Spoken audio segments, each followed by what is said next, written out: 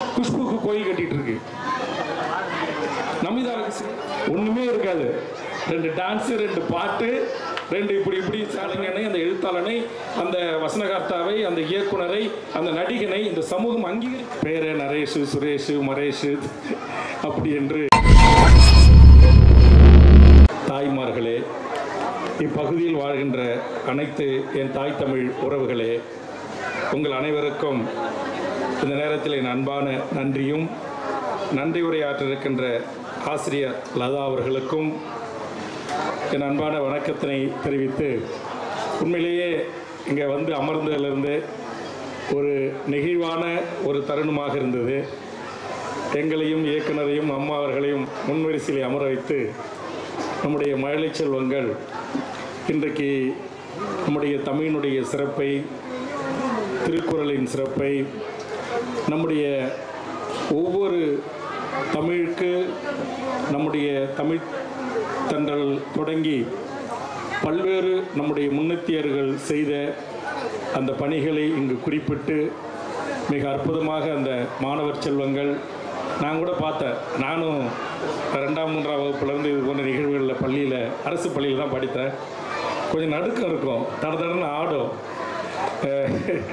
உடை ஒரு பக்கம் போவோம், அப்படிலாம் இல்லை நம்ம குழந்தைங்களுக்கு. நான் உன்னிப்பாக கவனித்தேன். அத்தனை குழந்தைகள், அதில் குறிப்பாக இந்த பெற்றோர்கள் இந்த பள்ளியை தேர்ந்தெடுத்து அவங்க பெயர் சுட்டிருக்காங்க. அந்த குழந்தைகளுடைய பெயரை கேட்கின்ற போது அவ்வளோ மனநிறைவாகவும் மகிழ்ச்சியாக இருக்குது. பெரும்பான்மையான குழந்தைகளின் பெயர்கள் தூய தமிழ் மொழியில் சூட்டப்பட்டிருக்கிறது. அதற்காக அந்த பெற்றோர்களுக்கு நெஞ்ச நிறைந்த நன்றிகள். காரணம், இன்றைய நம்முடைய குழந்தை செல்வங்களுக்கு நாம் பெயர் தமிழில் வைப்பதில்லை. யாரோ சொன்னாங்க அப்படிங்கிறதுக்காக வாஸ்து சாஸ்து எதுக்காகவோ பேரு நரேஷ், சுரேஷ், மரேஷ் அப்படி என்று வாயில் வராத பெயர்கள். ஆனால் இங்கு ஒவ்வொரு தமிழ் பிள்ளை செல்வங்களுடைய பெயர்களை கேட்கின்ற போதே அவ்வளவு மனநிறைவாகவும் மகிழ்ச்சியாகவும் இருந்தது. அவர்களுடைய ஒவ்வொரு வரிகளும் வார்த்தைகளும் மிகச்சிறப்பாக இருந்தது. நம்முடைய தமிழ் இசை, பறை இசை இங்கு ஒலிக்கப்பட்டதிலிருந்து அத்தனையும் திட்டமிட்டு மிக நேர்த்தியாக, மிக அழகாக, மிக ஒழுங்காக இன்றைக்கு இங்கு நாம் அனைவருக்கும் இன்றைக்கு அந்த குழந்தை செல்வங்களுடைய நடனங்களாக இருக்கட்டும், பாட்டாக இருக்கட்டும், திருக்குறளாக இருக்கட்டும், ஏனைய பல்வேறு நம்முடைய அறிஞர் பெருமக்களுடைய கருத்தாக்கமிக்க கருத்துக்களை உள்வாங்கி மிகச்சிறப்பாக இந்த பள்ளி நடந்து வருவதை எண்ணி உண்மையிலேயே நான் மகிழ்ச்சி அடைகிறேன். குறிப்பாக அம்மா அவர்கள் பேசுகின்ற போது சொன்னார்கள், கிட்டத்தட்ட 70க்கு மேற்பட்ட பள்ளிகள் இருந்து இன்றைக்கு 18 பள்ளிகள் இன்றைக்கு இருக்கிறது.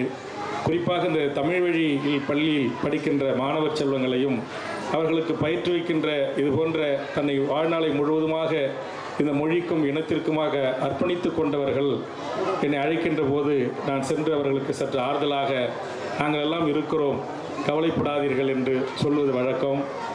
அந்த வகையில் கண்டிப்பாக இந்த பள்ளியில் ஒரு அரசு பள்ளிக்கு எந்த விதமான உதவிகளை செய்கின்றார்களோ அத்தனை உதவிகளும் இது போன்ற தாய் தமிழ் பள்ளிகளை நடத்துகின்ற அத்தனை பள்ளிகளுக்கும் செய்து அவர்கள் தளர்ந்து விடாமல், கடன்காரனாகி விடாமல், அந்த பள்ளிகள் இழுத்து மூடப்படாமல் தொடர்ச்சியாக இயங்குவதற்குரிய நடவடிக்கைகளை மாண்புமிகு தமிழக முதலமைச்சர் அவர்கள் எடுக்க வேண்டும்.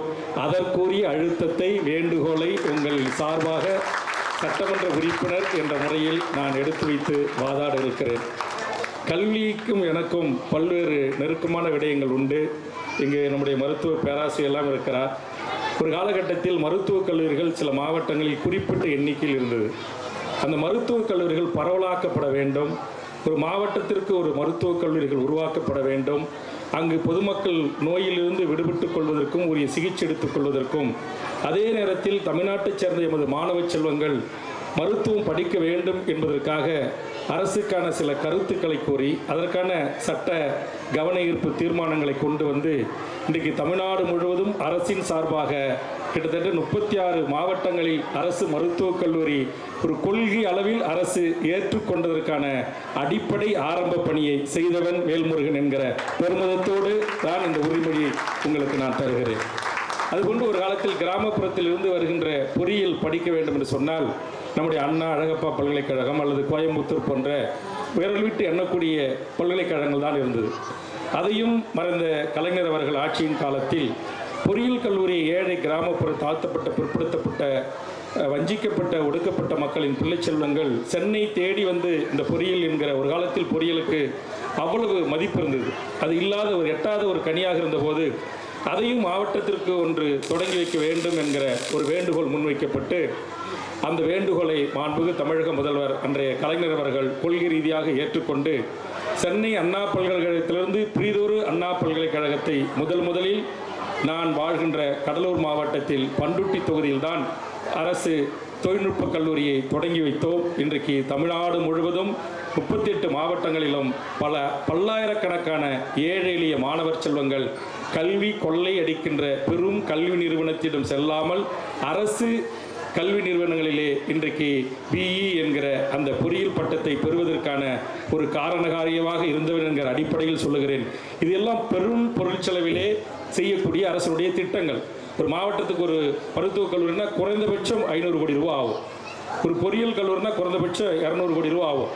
200 கோடி 300 கோடியை மாண்புமிகு தமிழக முதலமைச்சர் அண்ணன் தளபதி ஸ்டாலின் அவர்களே, உங்கள் தந்தையார் கருத்து சொல்பவன் யாராக இருந்தாலும் இந்த மக்களுக்கு பயனுறக்கூடிய கருத்தாக இருந்தால் அதை நான் ஏற்றுக்கொள்கிறேன் என்று கொள்கை பிரகடனமாக அறிவித்து இன்றைக்கு தமிழ்நாடு முழுவதும் மருத்துவக் கல்லூரிகளும் பொறியியல் கல்லூரிகளையும் இந்த ஏழை எளிய தமிழ் சமூகத்தின் பிள்ளை செல்வங்கள் அரசின் செலவில் படிப்பதற்கு வாய்ப்பளித்தார். அவர் வழிவந்த மாண்புமிகு தமிழக முதலமைச்சர் அவர்களே, எண்ணற்ற ஊடகங்கள் இருக்கிறது. இந்த ஊடகத்தின் வாயிலாக இந்த செய்தி உங்கள் காதுகளுக்கு கேட்டோம். இதுபோன்று தப்பித்தவறி கடனில் பல்வேறு சிரமங்களுக்கு இடையில் இங்கே இந்த குழந்தை செல்வங்கள் பெற்றோர்கள் கொடுக்கின்ற ஒரு குறைந்தபட்ச கட்டணத்தில் இந்த பள்ளியை நடத்தி வருகின்ற இவர்கள் கண்ணீரை துடைப்பதற்கான அறிவிப்பினை, வரலாற்று சிறப்புமிக்க அறிவிப்பினை இருக்கின்ற பள்ளிகளை தொடர்ந்து நடத்துவதற்கும் மூடிய அரசு இன்னைக்கு அரசு பள்ளியில் போய் ஆங்கில வழி கல்வி கற்கலாம், நீங்கள் கூட தொடங்குங்க அப்படின்லாம் எங்கள் செய்தி வந்ததெல்லாம் சொன்னாங்க. இன்றைக்கி கூட அரசு வந்து 10ஆம் வகுப்பு வரையிலும் தமிழ் வழி எழுத படிக்க தெரியலனா பரவாயில்லை, அதை நம்ம தவிர்த்திடலாம் அப்படின்னு ஒரு அரசாணை வெளியிடுறாங்க. இது எந்த மாநிலத்திலும் இல்லாத ஒன்று. ஆனால் பிரிதொரு மாநிலங்களில் எல்லாம் அந்தந்த மாநில மொழிகள் கட்டாயமாக்கப்பட்டு கட்டாயம் அதை அந்த பாடத்திட்டத்தில் இணைத்திருக்கிறார்கள். ஆனால் தமிழ்நாட்டில் தான் ஆரம்ப கல்வி முதல் ஆராய்ச்சி கல்வி வரை எந்த ஒரு மாணவனும் மாணவி செல்வமும் தமிழ் படிக்காமலேயே பட்டம் பெறலாம் என்கிற நிலை இருக்கிறது. இது கொஞ்சம் கொஞ்சமாக மாற்றப்பட வேண்டும். இன்றைக்கு ஐயா பாவலரேர் அவர்கள், அவருடைய குடும்பத்தைச் சேர்ந்தவர்கள் இதற்காக மிகப்பெரிய ஐயா இறைக்குறைவனார், அருளியார், இங்கே இருக்கின்ற நம்ம ஐயா பூங்குன்றனார், தோழர் பொழிலன் போன்றவர்கள், அந்த குடும்பமே இந்த தமிழுக்காக தொண்டு செய்து வருகிறது, பணியாற்றி வருகிறது. இந்த சமூக மாற்றத்திற்கான பணியை செய்திருக்கிறார்கள். பல்வேறு வம்புகள், தும்புகள், வழக்குகள், பொருளாதார நெருக்கடிகள், குடும்பத்து உறவு முறைகள், சிதைவுகள் இதையெல்லாம் தாங்கி இந்த தமிழ் சமூகத்திற்கு பங்காற்றி வருகின்ற பாவலர் ஐயா அந்த குடும்பம் இன்றைக்கு தமிழ் சமூகத்திற்கு சார்பாக இந்த கோரிக்கைகளை முன்வைத்திருக்கிறார்கள். நிச்சயம் நம்முடைய பள்ளி கல்வித்துறை அமைச்சர் அவர்களும் மாண்புமிகு தமிழக முதலமைச்சர் அவர்களும் எந்தவித சிரமமும் இன்றி ஒன்றே இல்லை, தமிழை வாழ வைக்கணும் அப்படின்னா உங்களுக்கு தெரியும். நான் ஒரு சட்ட திருத்தம் கொண்டு வந்தேன் கடந்த சட்டமன்ற கூட்டத்தொடரில். அது என்னவென்றால் 2016ஆம் ஆண்டு ஆட்சியில் இருந்தவர்கள் தமிழ்நாட்டில் இருக்கின்ற TNPSC, Tamil Nadu public service commission என்று சொல்லக்கூடிய நம்முடைய தமிழ்நாடு சீருடை பணியாளர் தேர்வு வாரியத்தில் இந்திய நாட்டைச் சேர்ந்த எவர் வேண்டுமானாலும் வந்து இங்கே நடத்துகின்ற போட்டித் தேர்வுகளிலே கலந்து கொண்டு எழுதி தேர்ச்சி பெற்றால் அவர்கள் கண்டிப்பாக அரசு பதவிகள், அதாவது அரசு பதவி சாதாரண பதவி இல்லை, நீதிபதியாக, டிஎஸ்பியாக, கமர்ஷியல் டாக்ஸினுடைய டெபுட்டி கமிஷனராக, டெபுட்டி கலெக்டர் என்று சொல்லக்கூடிய மாவட்டத்தினுடைய கூடுதல் ஆட்சியர் என்ற பல உயர்ந்த பதவிகள் பிற்காலத்தில் 10 ஆண்டுகளத்தில் அவர்கள் கன்ஃபர்ட் ஐஏஎஸ் ஐபிஎஸ் என்கிற அடிப்படையில் இந்த நாட்டுடைய முதன்மை செயலாளர், சீஃப் செக்ரட்டரியாக, டிஜிபியாக வரக்கூடிய வாய்ப்புகள் நிறைந்த அந்த இடங்களுக்கு எந்த மாநிலத்தைச் சேர்ந்தவர் வேண்டுமானாலும் வந்து எழுதி அந்த பணியை எடுத்துக்கொள்ளலாம் என்கிற ஒரு நிலை இருந்தபோது அதை தமிழ்நாட்டில் கண்டுபிடித்து அதற்காக பல்வேறு போராட்டங்களை முன்னெடுத்து கடந்த கால மாதம் கூட்டத்தொடர் நடைபெற்ற போது இனி தமிழ்நாட்டில் தமிழில் படித்து மதிப்பெண் 40 எடுக்கணும், தமிழ் எழுத படிக்க தெரிந்திருக்கணும், அவர்களுக்குத்தான் இந்த டிஎன்பிசியின் பதவிகளை அமர்வதற்கு வாய்ப்பு உருவாக்கப்படும் என்கிற ஒரு வரலாற்று சிறப்புமிக்க சட்ட திருத்தத்தை கொண்டு வந்து அதை அரசு சட்டமாக்க செய்தவன். அப்போ என்னுடைய பணிகள் எல்லாமே இங்கே கூட நம்முடைய அம்மா, நம்முடைய மனோகரன், நம்முடைய இங்கே பேசிய எனக்கு முன்னால் பேசிய நம்முடைய விஜய் ஆனந்த் போன்றவர்கள்லாம் குறிப்பிட்டார்கள். இந்த தமிழ் சமூகத்தின் இந்த அங்கீகாரம் வேல்முருகன் ஆகிய எனக்கு கிடைக்கிறது என்று சொன்னால் எந்தவித பிரதிபலனும் இல்லாமல் ஒரு மாற்று அரசியலை, தூய அரசியலை, நேர்மையான அரசியலை, இந்த மண்ணுக்கான, மக்களுக்கான, மொழிக்கான, இந்த தமிழர் நிலத்தில் வாழ்கின்ற மொழிவழி சிறுபான்மையர் உட்பட அனைத்து மக்களுக்குமான ஒரு அரசியலை இந்த மண்ணில் நாங்கள் இன்று செய்து கொண்டிருக்கிறோம். நான் 6 முறை தேர்தல் களத்தை சந்தித்து 3 முறை வெற்றி பெற்று சட்டமன்றத்திற்கு சென்ற 3 காலகட்டத்திலும் இந்த சமூக மாற்றத்திற்கான பல்வேறு சட்டங்களை, பத்திரிகை நண்பர்களுக்கு தெரியும், மணல் குவாரிகளை அரசுடைமையாக்கியது, மழைநீர் சேகரிப்பு திட்டம் தருவது, ஏழை எளிய குழந்தை செல்வங்களுக்கு மாலை நேர கல்வி கூடங்கள் திறப்பது, இதுபோன்று பல்வேறு மாற்று சிந்தனைகளை, மோனோ ரயில் ஏற்படுதல்ல மெட்ரோ ரயிலை கொண்டு வந்து மக்களுடைய நெருக்கடியை தீர்க்க வேண்டும், பாதசாரிகளுக்கு தனி வழி, மிதிவண்டியிலே பயணிப்பவர்களுக்கு தனி சாலைகள் என்று பல்வேறு ஆலோசனைகள் என்னால் முன்வைக்கப்பட்டு அது ஏற்றுக்கொள்ளப்பட்டிருக்கிறது. இதெல்லாம் எதற்காக நாம் இங்கு பதிவு செய்கிறோம் என்று சொன்னால், இன்றைக்கு தமிழ்நாட்டில் இன்னைக்கு தமிழர்கள் என்றால் தமிழில் பேசினா அது ஏதாவது தவறு அல்லது அது ஒரு இழிவு, அப்படி ஆங்கிலத்தில் பேசினால்தான் பெருமை, நாம் வந்து ஒரு பெரிய இடத்தை சார்ந்தவர்கள் என்று நாம் எண்ணிக்கொள்கிற ஒரு நிலை இருக்கிறது. அது அல்ல.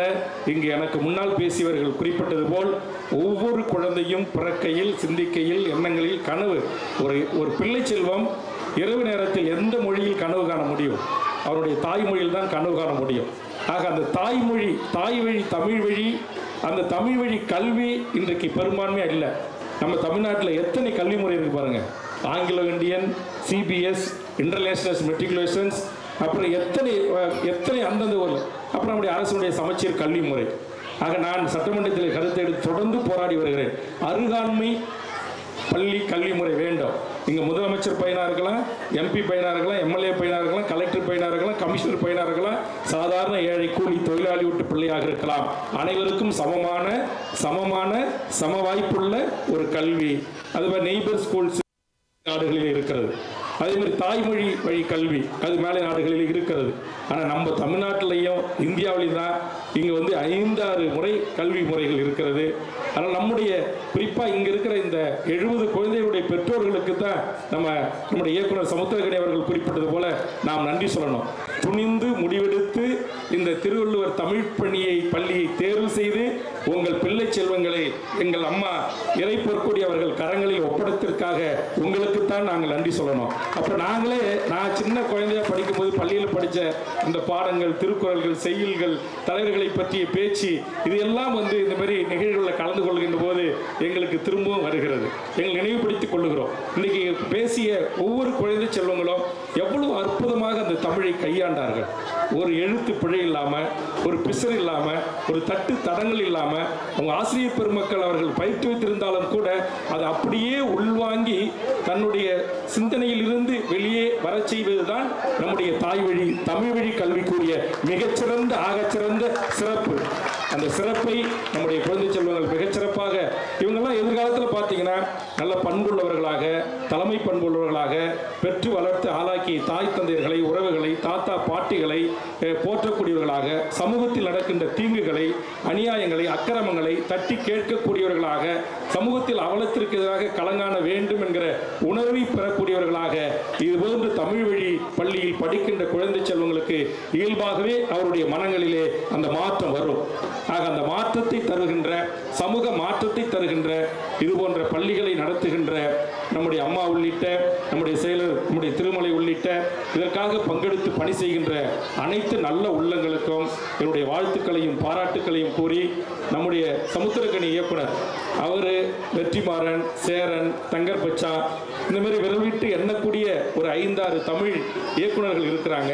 இந்த தமிழ் சமூகத்தின் பெருமையை, மொழியின் பெருமையை, உழைப்பின் பெருமையை, கூட்டு குடும்ப வாழ்க்கையின் அர்த்தத்தை என்னுடைய இயல்பான முறையில் இந்த தமிழ் சமூகம் வாழ வேண்டும் என்பதை, சமூகத்தில் நடக்கின்ற அநியாயங்களை, அக்கிரமங்களை, சட்டங்களை, விசாரணைங்கிற ஒரு படத்தில் அவர் எப்படி காட்சிப்படுத்தியிருப்பாரெல்லாம் உங்களுக்கு தெரியும். அதுமாதிரி ஒரு படைப்பாளி என்பவன் இந்த சமூகத்தில் நடக்கிற தீங்குகளுக்கு, அநீதிகளுக்கு, அக்கிரமங்களுக்கு எதிராக படைத்த மக்களிடங்களை கொண்டு சேர்ப்பது. ஆனால் என்ன பெரிய கொடுமைன்னா, அந்த மாதிரி படைப்புகளை, அந்த மாதிரி படைப்பாளிகளை இந்த சமூகம் போற்றி கொண்டாடாது. ஆனால் ஒன்றுமே இருக்காது. 2 டான்ஸு, 2 பாட்டு, 2 இப்படி பேண்ட்டை கீழ்ச்சி விட்டுக்கிறது, தலையை விரிச்சு விட்டுக்கிறவங்களுக்கு கோடிக்கணக்கான ஃபேன்ஸ் என்று சொல்லக்கூடிய ரசிகர்கள். முதல் காட்சி பார்க்குறது, மண் சோறு சாப்பிட்றது, மொட்டை அடிச்சுக்கிறது, வேப்பிலை உட அமைச்சிக்கிறது, நடைப்பயணம் போய் அந்த படம் 100 நாள் வெற்றிக்காக இவர்கள். ஆனால் இந்த சமூக மாற்றத்திற்காக சிந்திக்கின்ற, இந்த சமூக மாற்றத்திற்காக உழைக்கின்ற எண்ணற்ற படைப்பாளிகள். இப்போ சமுத்திரக்கனி இருக்காருன்னா அவருடைய படைப்புகளை மக்கள் அங்கீகரிக்க வேண்டும், கொண்டாட வேண்டும். அந்த கலைஞனை, அந்த எழுத்தாளனை, அந்த வசனகர்த்தாவை, அந்த இயக்குனரை, அந்த நடிகனை இந்த சமூகம் அங்கீகரிக்க வேண்டும். ஆனால் இந்த சமூகம் யாரை அங்கீகரிக்குது? குஷ்புக்கு கோயில் கட்டிட்டு இருக்கு, நமிதாவுக்கு சிலை வச்சுக்கிட்டு இருக்கு, நயன்தாராவுக்கு ஏதோ பண்ணிட்டு இருக்காங்க. நான் அவரை கொண்டாடுங்க, வேண்டாம் என்று சொல்லவில்லை. ஆனால் இது போன்ற இழிவான செயல்களை நம்ம தமிழ் சமூகம் செய்யக்கூடாது. அவர்கள் நல்ல படைப்பாளிகள், நல்ல நடிகர்கள், நல்ல கதாநாயகர்கள் என்று சொன்னால் அவர்களை நம்முடைய தமிழ் சமூகம் கூட்டி அங்கீகரித்து பாராட்டி மகிழ்வித்து சபையில் நிறுத்தி அவர்களுக்கான மதிப்பளித்தல் செய்து இன்னும் சமூக மாற்றத்திற்கான அவருடைய பங்களிப்பை தமிழ் சமூகம் பயன்படுத்திக் கொள்ள வேண்டும். அந்த நிலைமைக்கு வரணும். ஆனால் இங்கே என்ன, ஒரு ரசிக மனப்பான்மையோடு இருக்கிறது, ரசிகத்தன்மையோடு கடந்து செல்வது, அது ஒழிக்கப்பட வேண்டும். அதை சமுத்திரக்கனி, வெற்றிமாறன் போன்றவர்கள் தான் இன்றைக்கு பல்வேறு மாற்றங்களை இந்த தமிழ் சமூகத்தில், தமிழ் சினிமாவில் கொண்டு வந்து கொண்டிருக்கிறார்கள். அது போன்ற இயக்குநர்களை இன்னைக்கு எத்தனையோ சினிமாக்காரங்க இருக்காங்க. இங்கே கூட சமுத்திரக்கனியை விட இன்னும் நிறைய அதிகாரம் பூசிய மிகச்சிறப்பான நடிகர்கள்லாம் இருக்கிறாங்க. அவங்கெல்லாம் கூட்டு வந்தால் இன்னும் நிறைய பொதுமக்கள்லாம் கூடுவாங்க. ஆனால் நம்முடைய திருமலை அவர்களும், நம்முடைய பொற்குடி அம்மா அவர்களும், இந்த பள்ளியினுடைய நிர்வாகமும் ஏன் சமுத்திரக்கனியை தேர்வு செய்தது என்று சொன்னால், சமுத்திரக்கனி தமிழ் சமூகத்தின் மாற்றத்திற்கான கருத்துக்களை, குடும்ப கூட்டு உறவுகள் வாழ வேண்டும், என் மொழி, என் நாடு, என் இனம், என் இனத்தின் வரலாறு, என் இனத்தின் பண்பாடு, கலை, கலாச்சாரம், நாகரிகம், தொன்மை, இலக்கியம், இலக்கணம், வளம், இவை அனைத்தும் சிதையாமல் பாதுகாக்கப்பட வேண்டும் என்று எண்ணுகின்ற சில படைப்பாளிகள் ஒருவராக அவர் இருக்கிறார், இருந்து கொண்டு இருப்பார் என்கிற நம்பிக்கையில் தான். அவர் வந்து பார்த்தோன்னே ஒரு பெரிய ஒரு நடிகர், ஒரு இயக்குனர், ஒரு படைப்பாளி, ஒரு சினிமா தரமான ஆள்லாம் இல்லாமல் சகஜமாக அந்த குழந்தைகளோட பழகுது. ஒவ்வொரு குழந்தை செல்வத்தோடைய தனித்திறமை அவருடைய செல்போனில் அதை படம் பிடிச்சி அதை அப்படி அவரே இங்கே வந்த உடனே ஒரு குழந்தையாக மாறிட்டார். இதுதான் இந்த தாய்மொழி வழி கல்விக்கும் இந்த தமிழ் வழி பள்ளி கல்விக்கும் உரிய சிறப்பு. இதுவே நீங்கள் ஆங்கில பள்ளி, சிபிஎஸ் பள்ளி ஆண்டு விழாவுக்கு போங்க, அங்கே போனீங்கன்னா என்ன நடக்கும்? நீ ரெடியா, நான் ரெடியா பாட்டு ஓடும். அதுக்கு இந்த பச்சை குழந்தைகளை ஆட விடுவாங்க. எப்படி சமைஞ்சது எப்படி என்று என் பச்சை குழந்தைகளை ஒரு பெண் எப்படி பூப்படைந்தால் என்பதை உதட்டசைவில் அசைக்க சொல்லி கலர்களா பூக்கள் கொட்டும் ஒளிக்காட்சிகள் அமையும். அதற்கு என் பிஞ்சு குழந்தைகளை ஆட சொல்வார்கள். அந்த அநாகரிக பாட்டுகளில் அருவருக்கத்தக்க வசனத்துக்கு வாய் அசைவு இங்கு இல்லாமல் என் தமிழுடைய பெருமையும், என் தமிழ் சமூகத்தின் பெருமையும், என் தமிழ் சமூகத்தின் இலக்கியம், இலக்கண வளங்களையும் என் குழந்தை செல்வங்கள் வாய்களால் உச்சரிக்கப்படும்போது என் கண்களில் ஆனந்த கண்ணீர் வந்தது. அதுதான் உண்மையான தமிழ் வழி பள்ளியின் சமூக பணி, தமிழ் சமூகத்தின் மாற்றத்திற்கான அறப்பணி. அந்த பணியை நம்முடைய திருவள்ளுவர் தமிழ் பள்ளி மிகச்சிறப்பாக செய்து வருகிறது. அந்த வகையில் இந்த பள்ளி வளர்ச்சிக்கு இது போன்றவர்கள் தளர்வடைந்து விடக்கூடாது என்பதற்காக நான் கடந்த 2 முறை 10 ஆண்டு காலம் சட்டப்பேரவை உறுப்பினராக இருந்த போதும் என்னுடைய மாத சம்பளத்தை முழுவதுமாக இது போன்ற தமிழ் பணி சமூகத்திற்காக அர்ப்பணித்து உதவி செய்து வருகிறேன். கடந்த மாதம் கூட நம்முடைய பாவலர் தமிழ் களத்துக்கு சென்று இது போன்று பேசிக் கொண்டிருந்தோம். திடீரென்று மின்சாரம் தடையாகிவிட்டது.